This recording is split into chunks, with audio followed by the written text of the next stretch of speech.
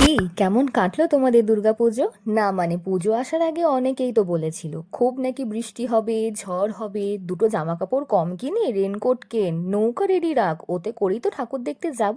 বলছি কই তারা? সারা বছর এত আপস অ্যান্ড ডাউনস এর মধ্যে দিয়ে যায় না যে তার উপর চারিদিকে এত নেগেটিভ মানুষের ছড়াছড়ি। তারাই পুজোটাকে খালের জলে কিছুদিন আগে প্রায় ডুবিয়েই দেওয়ার চেষ্টা করেছিল, বাট সেটা চেষ্টাই থেকে গেল।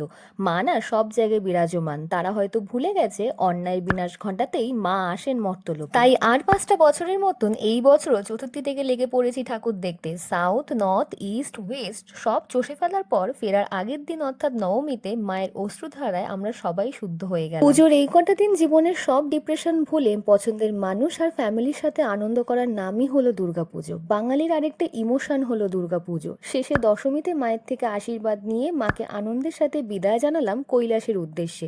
বিকজ আসছে বছর আবার তো দেখা হবে।